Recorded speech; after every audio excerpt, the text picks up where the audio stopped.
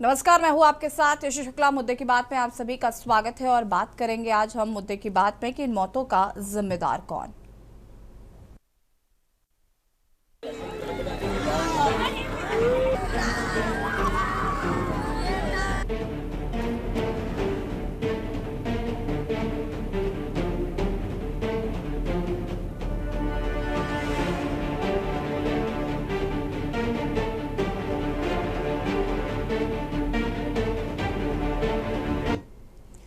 आगरा के खेरागढ़ थाना क्षेत्र में उठंगन नदी में मूर्ति विसर्जन के दौरान दर्दनाक हादसा हुआ।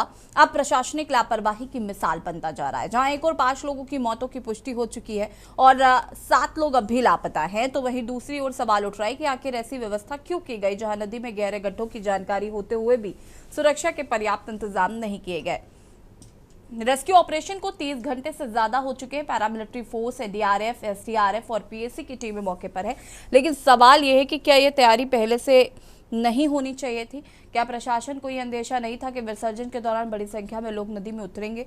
विसर्जन स्थल के पास कोई चेतावनी बोर्ड, बैरिकेडिंग या गहराई का संकेत क्यों नहीं था? पुलिस कमिश्नर और डीएम मौके पर मौजूद हैं, लेकिन अब जब 5 शव गांव पहुंच चुके हैं और एक साथ 5 चिताएं जल चुकी हैं, तब प्रशासन की सक्रियता कितनी राहत दे पाएगी? यह हादसा सिर्फ एक त्रासदी नहीं बल्कि एक चेतावनी है कि धार्मिक आयोजनों में सुरक्षा को नजरअंदाज करना कितना भारी पड़ सकता है। अब वक्त है कि प्रशासन जवाब दे, क्या ये मौतें रोकी जा सकती थी?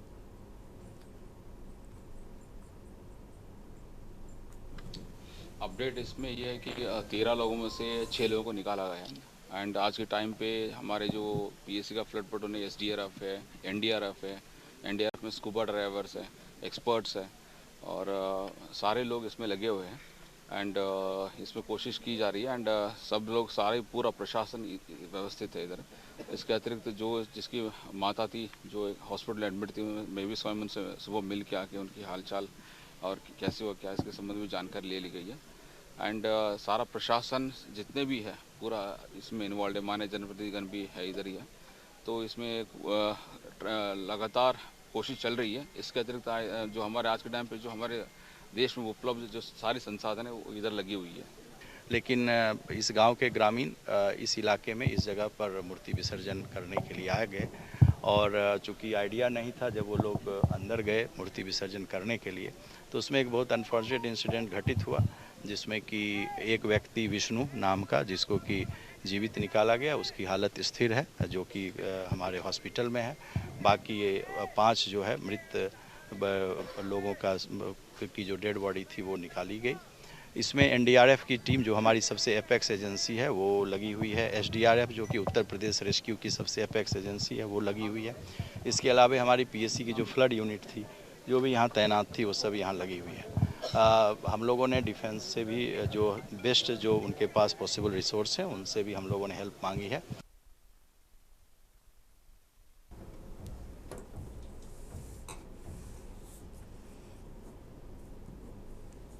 और इसी मुद्दे पर बातचीत करेंगे। हमारे साथ मेहमान जुड़ चुके हैं और चौधरी फरहान जी सपा नेता हमारे साथ जुड़ चुके हैं, राघवेंद्र सिंह चौहान बीजेपी नेता हमारे साथ जुड़ चुके हैं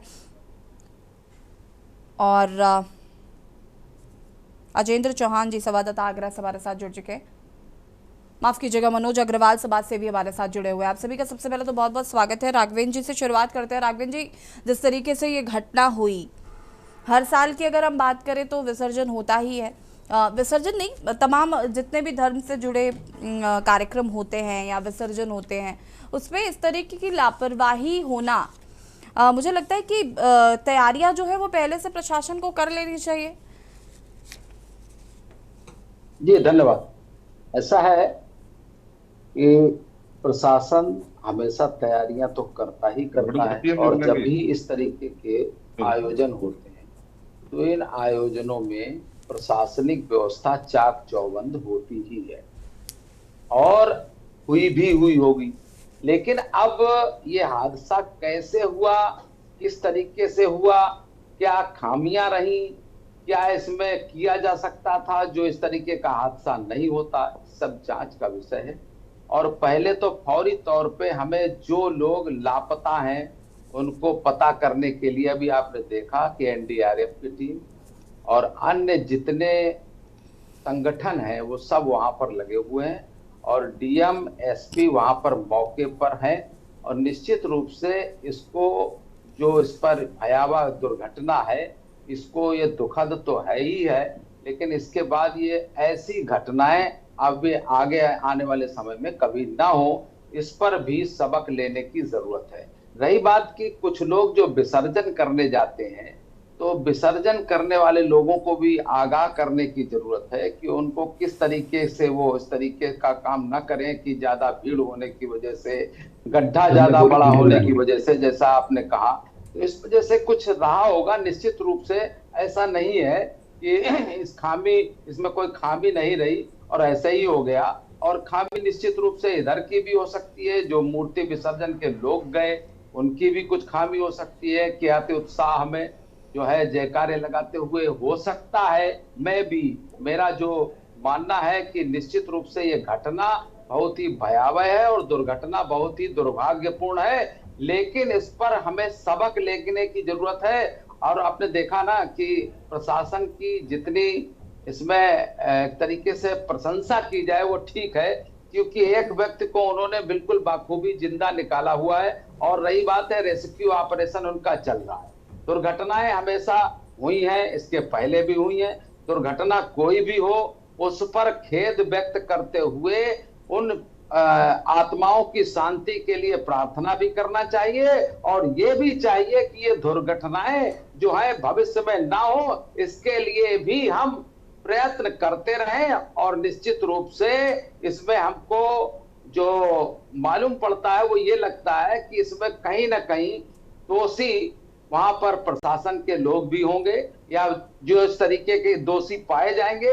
क्योंकि आपने बताया शुरुआत में कि गड्ढा बड़ा होने की वजह से, अभी एसपी बोल रहे थे, उन्होंने भी कहा कि वहां पर देखिए ये कुछ खामी तो रही जिस वजह से ऐसा हुआ है, और उस पर निश्चित रूप से अगर कोई दोषी होगा तो उसके खिलाफ निश्चित रूप से कार्रवाई की जाएगी। हमारी डबल इंजन की सरकार, उत्तर प्रदेश के महाराजा योगी आदित्यनाथ की सरकार निश्चित रूप से इसमें कार्रवाई करेगी और कार्रवाई करने के बाद जो इसमें दोषी पाया जाएगा उसको दंडित किए जाने का भी कार्य किया जाएगा। ठीक है, सपा नेता हमारे साथ जुड़े हुए हैं चौधरी फरहान जी, क्या कुछ कहना है इस पूरे मुद्दे पर? सबसे पहले तो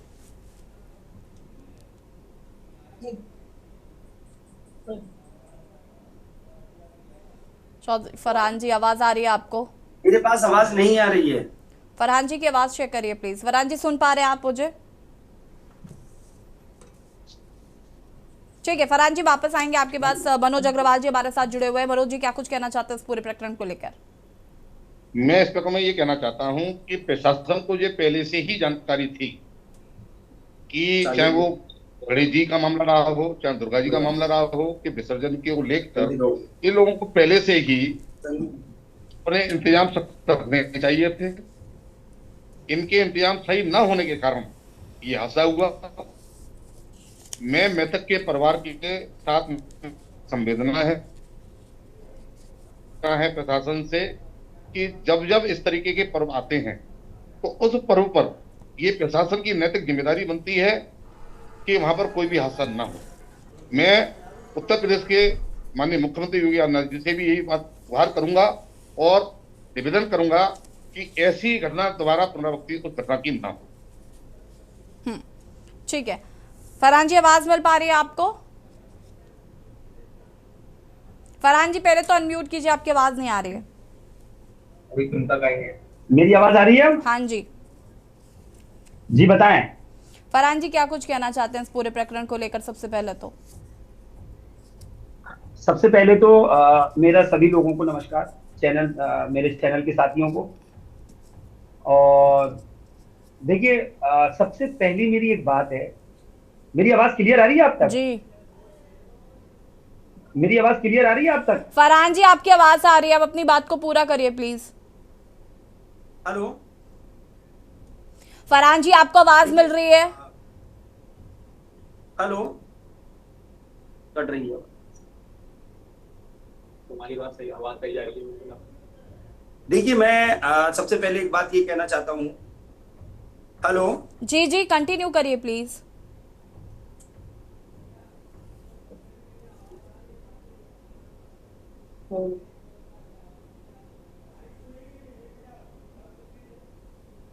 ठीक है, फरहान जी तक आवाज नहीं पहुंच पा रही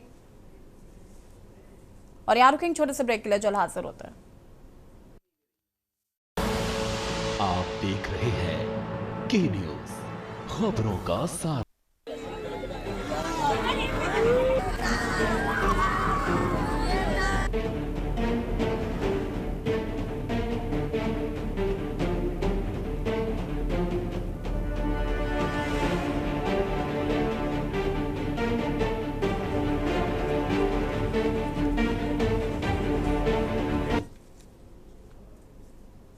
ब्रेक के बाद एक बार फिर से आप सभी का स्वागत है और बात कर रहे हैं इन मौतों का जिम्मेदार कौन। आगरा के खैरागढ़ थाना क्षेत्र में जिस तरीके से नदी में मूर्ति विसर्जन के दौरान ये हादसा हुआ, जिसमें आपको बता दें कि अब तक 5 लोगों की मौत हो चुकी है, 6 लोगों को बाहर निकाला गया है, जिनका इलाज जारी है। हालांकि सवाल कई उठ रहे हैं इस घटना को लेकर, क्योंकि कहीं ना कहीं एक प्रशासनिक लापरवाही जो है वो नजर आई है।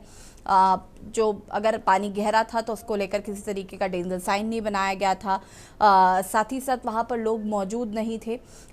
जब इतनी संख्या में विसर्जन के लिए लोग आने वाले थे तो वहाँ पर व्यवस्थाएं क्यों नहीं की गई, ये कई सवाल खड़े होते हैं। इस तरीके के कार्यक्रम हर साल आयोजित होते हैं, उसके बाद भी अगर प्रशासनिक अमला इतनी लापरवाही बरत रहा है तो ये कहीं ना कहीं कई सवाल खड़े करता है। राघवेंद्र जी, आप कह रहे थे कि लोग जो जाते हैं उनको भी समझना चाहिए, और कहीं ना कहीं मैं इस बात से इत्तेफाक रखती हूँ कि कई बार ऐसा होता है कि डेंजर के साइन होते हैं, उसके बावजूद भी लोग गहरे पानी में उतरते हैं और वहाँ पर जाकर मूर्ति विसर्जन करते हैं या तमाम चीज़ें, लेकिन वहाँ डेंजर साइन जो था वो नहीं था। साथ ही साथ जब इतनी संख्या में लोग आने वाले थे तो पुलिस प्रशासन वहाँ ऑब्वियसली होना चाहिए था, लेकिन वो भी वहाँ पर मौजूद नहीं था। तो एक प्रशासनिक लापरवाही तो सीधे तौर पर हम देख रहे हैं इस मसले पे।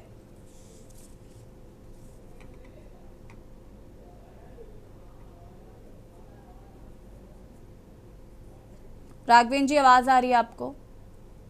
हेलो, मेरी आवाज आ रही है आपको? हाँ जी।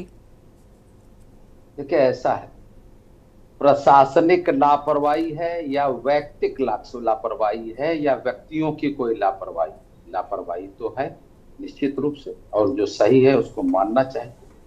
अब जो भी लापरवाही है उसमें सबसे फौरी तौर पर तो ये देखा जाएगा, अगर हम लापरवाही के पीछे पड़ करके दंडित करने की बात पहले करने लगेंगे तो हमारा जो रेस्क्यू ऑपरेशन है वो खतरे में पड़ेगा। जो व्यक्ति हमें बच सकता है, जिसकी हम जान बचा सकते हैं, जिसको हम जिंदा देख सकते हैं, उसको उस तरीके से उसके साथ उसी तरीके की फौरी व्यवस्था करके उसको हॉस्पिटल पहुंचाया जाए और जो लापता है उनको पता किया जाए। फौरी रूप से ये ही करना होगा। रही बात ये कि ऐसा, मैं आपको पहले भी अभी कहा मैंने कि ऐसी लापरवाही ना हो। राघवेंद्र जी, देखिए मेरी बात नहीं सुनिए, ये मुद्दा, इस मुद्दे पर हम बात सिर्फ इसीलिए कर रहे हैं। देखिए राघवेंद्र जी, इस मुद्दे पर बात हम सिर्फ इसीलिए कर रहे हैं, जो आपने कहा लापता है उनका पता होना चाहिए, जो रेस्क्यू है वो ठीक तरीके से होना चाहिए, वो सब चल रहा है। हम चर्चा इस मुद्दे पर कर रहे हैं कि हर साल जब हमें पता है कि इस तरीके के आयोजन होते हैं तो व्यवस्थाएं भी उसी हिसाब से करनी चाहिए। और ये सिर्फ और सिर्फ इतनी लापरवाही हमने देखी, हाई टेंशन लाइन की चपेट में इतने लोग झुलस गए, विसर्जन करने गए तो नदी में डूब गए। ऐसे कैसे व्यवस्था चल रही है? और ऐसा तो है नहीं कि ये कल ऐसे ही कोई आयोजन था जिसके बारे में जानकारी नहीं थी, पता नहीं था, फिर तो व्यवस्थाएं बनती है ना, फिर तो आपको करनी चाहिए। फिर हम लापरवाही को कैसे हम नजरअंदाज कर दे इस बात को? निश्चित रूप से कोई नजरअंदाज करने की बात नहीं है, और ना नजरअंदाज करती है हमारी सरकार और ना हम लोग नजरअंदाज करें। आपने बीते व्यवस्थाओं में देखा कि जो खामियां जहां जहां पर हुई और जिनके द्वारा खामियां हुई उनको हमने पूर्व में दंडित करने का भी काम किया और उन खामियों को सुधारा। अब रही बात यह है कि कोई भी इस तरीके से काल कवलित हो जाता है तो वो निश्चित रूप से निंदनीय है और उसको निंदा करने योग्य है और निंदा की भी जानी चाहिए।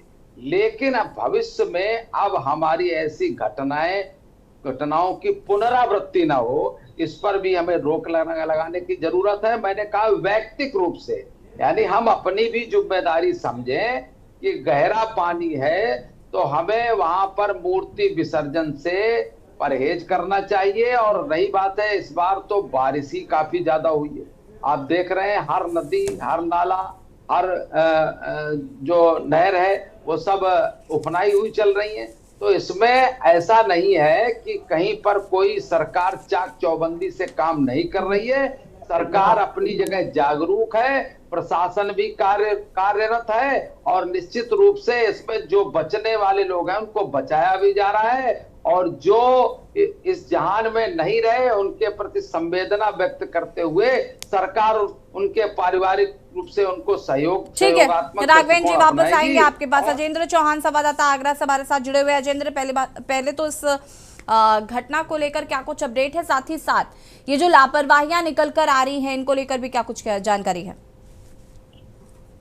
देखिए ये जो घटनाक्रम है ये परसों का है, दोपहर 1:30 बजे का, जहां मूर्ति विसर्जन करने के लिए कुशियारपुर गांव है थाना खेरागढ़ क्षेत्र में, वहां के लोग उटगन नदी के पास पहुंचे। उटगन नदी का ये पूरा मामला है। यहाँ पर जिस तरह से ये लोग डूबे, पहले 5 लोगों की सूचना थी, फिर 10 की हुई, फिर धीरे करके जो एंड में पता चला तो कुल मिलाकर 13 लोगों को डूबने की सूचना मिली।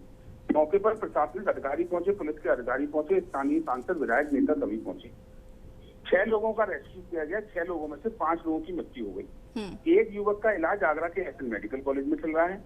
बाकी के 7 लोगों के रेस्क्यू लगातार 40 घंटे से अधिक का समय हो चुका है, लेकिन अभी तक 7 लोगों का पता नहीं चल पाया। और इस रेस्क्यू में इटावा और आगरा यहाँ के तमाम गोताखोर, पीएसी तमाम लगाई थी। और कल दोपहर में यहाँ पर पैरा मिलिट्री फोर्स आया और उसके तकरीबन 16 जवान 40 फुट गहराई तक नीचे उतरे ऑक्सीजन सिलेंडर का यूज करने के बाद। और लेकिन उसके बावजूद भी वहां पर कोई बॉडी अभी तक, कोई भी जो गायब युवक हैं, 7 लोग युवक जो हैं, उनमें से किसी का भी तलाश नहीं हो पाई। हालांकि जिले के पुलिस कमिश्नर दीपक कुमार वहां मौजूद हैं, जिले के जिलाधिकारी अरविंद मलप्पा यहाँ पर मौजूद हैं और तमाम अधिकारी यहाँ पर हैं। लेकिन सबसे बड़ी सवाल ये है कि पुलिस के अधिकारी अपने बयान में कह रहे हैं कि जो निश्चित जगह निर्धारित की गई थी वहां पर ये लोग नहीं गए थे, उससे 300 मीटर की दूरी पर ये लोग विसर्जन करने के लिए चले गए। तो तब और वहीं ये प्रशासनिक अधिकारी को कहना। लेकिन यकीन सबसे बड़ा सवाल यहाँ ये उठता है कि अगर इतने लोग विसर्जन करने आए थे, इतने गहरे पानी में जा रहे थे, तो वहाँ जो जिम्मेदार थाना पुलिस होती है, यहाँ जो पुलिस लगाई गई होगी, क्योंकि 300 मीटर की दूरी इतनी बड़ी दूरी नहीं है कि लोग दिखाई नहीं देंगे।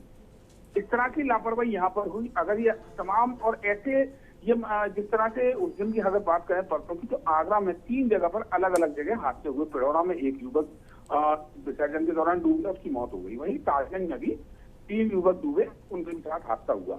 उसके बाद पुलिस प्रशासनिक अधिकारी इस तरह से यमुना के घाट पर बिल्कुल चाक चौबंद दिखाई दिए, जैसे कि बिल्कुल एक अलर्ट मोड पर दिखाई दे रहे हैं। लेकिन इस गांव की अगर बात कर लें, एक ही गांव के इतने युवक 5 लाख कल उसी जगह पर जली थी, क्योंकि जिले के जिलाधिकारी ने जहां ये घटना स्थल था, जहां ये हादसा हुआ, उसके 100 मीटर की दूरी पर वन विभाग की जगह है और उसको। ठीक है अजेंद्र, वापस आएंगे आपके पास। हमारे साथ चौधरी फरहान जी सपा नेता लगातार जुड़े हुए हैं। फरहान जी अपनी बात को पूरा कर सकते हैं, आवाज आ रही है आपको?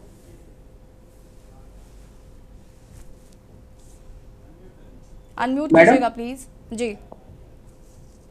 सबसे पहले मैं एक बात ये कहना चाहूंगा, ये जितने भी लोगों के बयान आ रहे हैं और सब लोग सामने मेरे बैठे हुए हैं, मेरे फाजिल दोस्त है, मेरी बहन बैठी हुई है यहाँ पर, सब लोग मेरे बैठे हुए हैं। मैं सिर्फ एक बात ये कहना चाहता हूँ, आज सब लोग माशाल्लाह से यहाँ पर सारे अधिकारी मौजूद हैं और शासन प्रशासन के लोग मौजूद हैं और सभी लोग मदद कर रहे हैं।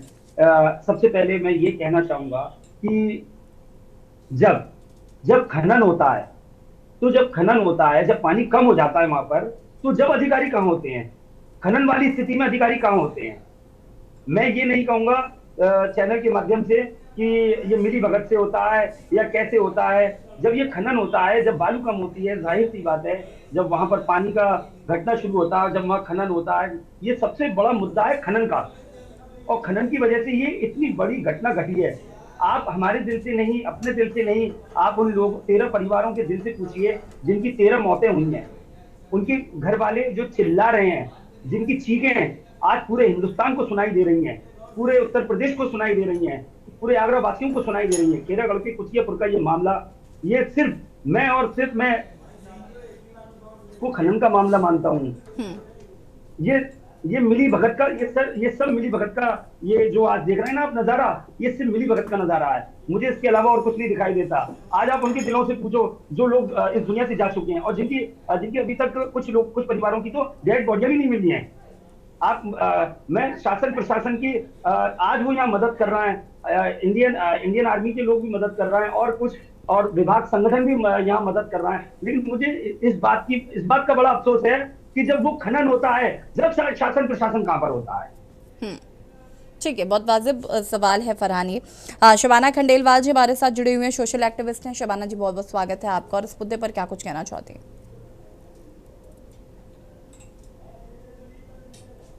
अनम्यूट कीजिएगा प्लीज। शबाना जी आपकी आवाज नहीं आ पा रही है।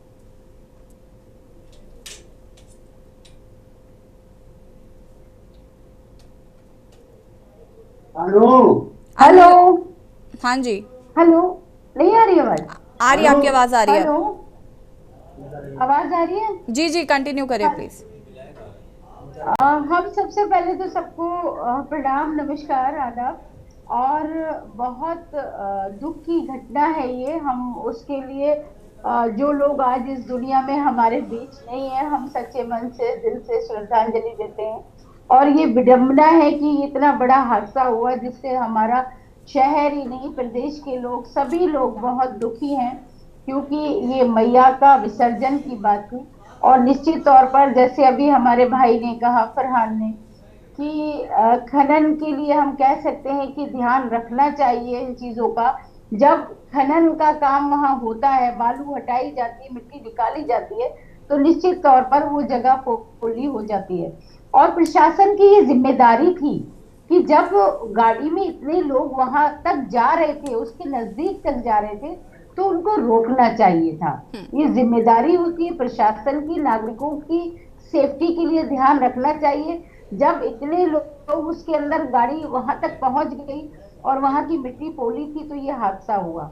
अब दर्दनाक हादसा है और मुझे लगता है कि इस सबसे सबक लेना चाहिए। अब बाद में कुछ भी होता रहे, डेड बॉडियां ढूंढी गई, निकाली जा रही हैं, मगर जिन परिवारों ने अपनों को खोया है वो बहुत दुख की बात है। हम सब दिल से उनके साथ हैं, मगर हम यही कहेंगे कि सारी व्यवस्थाएं चाक चौबंद होनी चाहिए। और मैं हमेशा से ये निवेदन करती आई हूँ कि मैं इस पक्ष में ही नहीं हूँ कि इतनी बड़ी मैया हो और उनका फिर विसर्जन करना पड़े। छोटी सी मैया लाएं और गमले के अंदर रखें, उसका विसर्जन करें गमले में, और वो वही देखिए कि 1 साल के अंदर मैया एक खूबसूरत पौधे का रूप ले लेंगे। तो ये होना चाहिए। मगर विडंबना है, बहुत बड़ी बड़ी हम लेकर आते हैं मैया, और फिर उनका, मैया का तो अपमान होता ही है, मगर लोगों की जिंदगी भी खतरे में आती है। तो मैं इन चीजों का विरोध करती हूँ। जी बिल्कुल। फरहान जी, जी, जिस तरीके से आप कह रहे थे कि यहाँ पर व्यवस्थाओं को लेकर, खनन को लेकर आपने सवाल उठाया, इसका जवाब राघवेंद्र जी से ले लेते हैं। राघवेंद्र जी, क्या कुछ कहना? देखिए, खनन को लेकर कई सवाल यहाँ फरहान जी उठा रहे हैं कि खनन जब हो रहा था तब प्रशासनिक अमला कहाँ था, जब ये नदियां इतनी गहरी हो जाती हैं, उससे पहले व्यवस्थाएं कर लेनी चाहिए थी। जब प्रशासन कहाँ था? जब प्रशासन क्या सो जाता है क्या? जी राघवेंद्र जी, जवाब दीजिए प्लीज।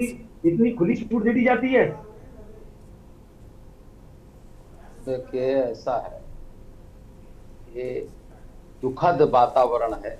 इस तरीके की बातें करना बेईमानी होगी। फिर मैं उस पर उतर कर जाऊंगा तो खनन माफिया गायत्री प्रजापति की याद आती है। मुलायम सिंह को कितना हिस्सा जाता था, कितना हिस्सा अखिलेश यादव को जाता था, और कहाँ कहाँ क्या। तो ये दुख भरी घड़ी है, इसमें ऐसी बातें करना बेईमानी होगी।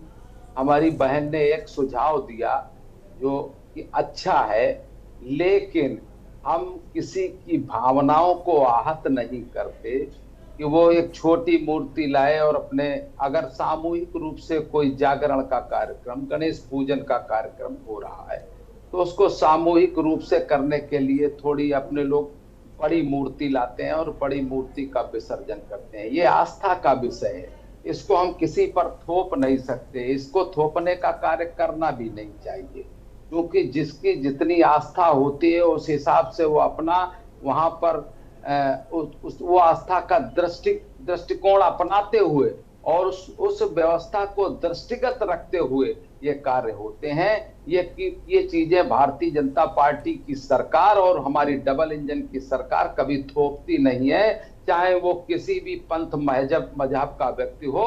हम इस तरीके की बातें नहीं करते, लेकिन हाँ, सुझाव बहन का मेरा अच्छा है और उस पर अमल किया जाए तो नतीजे भी सुगम होंगे, ये मेरा मानना है। लेकिन अब इसको कितना हमारे बीच के लोग, हमारे भाई लोग, हमारी बहनें, उनका अति उत्साह देखकर हम उनके अति उत्साह में विघ्न न उत्पन्न करें, ये हमारी सरकार की मंशा रहती है। शायद मेरी बात से शबाना जी भी सहमत होंगी। देखिए, ये कोई आस्था का प्रश्न है और आस्था के बीच में हम लोग कोई इस तरीके की बात न करें। और खनन की बात रही तो खनन जो भी होता है तो खनन का ठेका पट्टा उठता है, इसके बाद वो खनन किया जाता है। ठीक है अजय जी, फिलहाल अपडेट क्या है? आप कह रहे थे 40 घंटे से लगातार रेस्क्यू चल रहा है, अभी फिलहाल अपडेट क्या है? जिससे आगे ऐसी भयावह दुर्घटनाएं ना हो, तो इसमें प्लीज मेरा निवेदन है सभी से। ठीक है राघवेंद्र जी। अजय जी, फिलहाल अपडेट क्या है? कि भावनाओं को